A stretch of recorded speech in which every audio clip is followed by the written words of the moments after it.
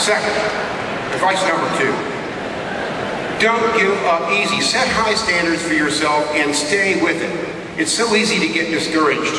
But as I tell my kids and I tell other people entering politics, you know, if you're afraid of losing, you're never going to be a winner. I certainly took gambles along my political career, taking races people didn't think you could win. That's how you get to the next round. Don't be afraid of taking chances. And again, going back to one of my classmates, I have one of my classmates made a lot of money on Wall Street. A few years ago, but he turned out to be an inveterate gambler, and he made millions gambling. He had some losers too. But to illustrate this, he got up a couple years ago on May 5th, that's 5/5. If you're getting the drift, it was 5:55 a.m. when his alarm clock went off. He worked out, showered, shaved, went down and caught a cab, and the cab number was 5555. He looked to see where his first appointment was. It was at 555 Fifth Avenue. So immediately he played his hunch. He turned the cab around, went out to the racetrack, and he waited until the 5th race. And he put $5,000 down on horse number 5. And of course the horse came in 5th, but still, Number 3, always give back to your community. No matter how bad things are or how good they are, give back to the community.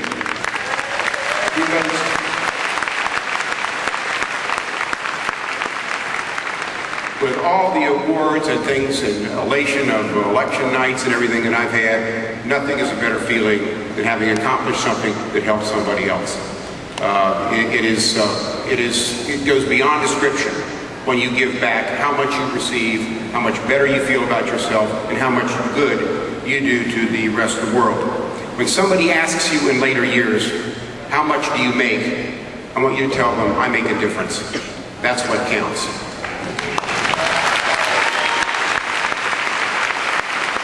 Number 4, once you leave college, don't stop reading. Continue to be curious, continue to ask questions, continue to enrich your mind. You know, when it comes to, don't just watch Fox or MSNBC and get your opinions validated. Start asking questions. Read and learn. Think for yourself. Form your own opinions. I ran into somebody recently, had all the degrees, but it was clear they had stopped thinking a long time ago and were just resting on their laurels. We were on a plane from here to Norfolk, which is usually about a 1-hour flight. They had to have a replacement plane coming out of Reagan National, so instead of a regular jet engine, we got one of these full 4-engine planes. And we weren't out of National Airport more than 15 minutes when we hear a pop over the right wing, and sure enough, the captain comes on. He said, "Ladies and gentlemen, I'm sorry to tell you this." He said, "But we've lost control of the number 1 engine." He said, "Our flight's going to be delayed about 10 minutes into Norfolk." Well, I didn't think anything of it. My appointment was a couple hours after we landed, until a few minutes later, I look out the left wing and there's fire coming out under a propeller on the left wing. I start looking at me and looking to this guy next to me, and the captain comes on. He says, "Ladies and gentlemen," he said, "this is the captain speaking. I'm sorry to inform you, but that fire you see, we're putting it out." But he said, "That's the number 2 engine."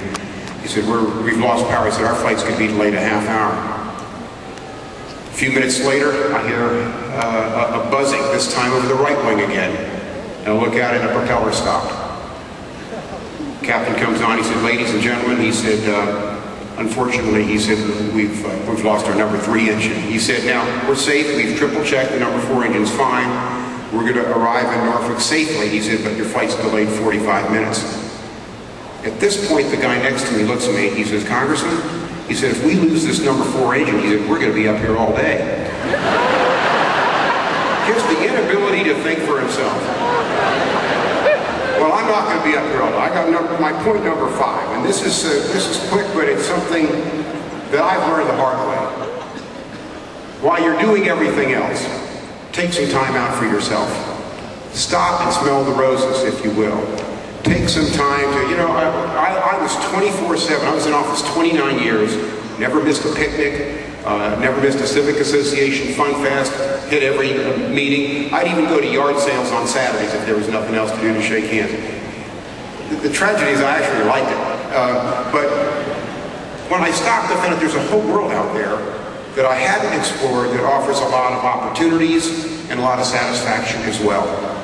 And I hope while you're immersed in your careers, you remember your relationships, you remember your families, you remember those other things. They're important too. They make you rounded, they'll make you better at whatever else you do. And as that great 20th century philosopher Ferris Bueller said on his day off, he said, life moves pretty fast, and if you don't stop and look around, you could miss it. So make sure you take some time for yourself and look around along the way. That's number 5. So finally,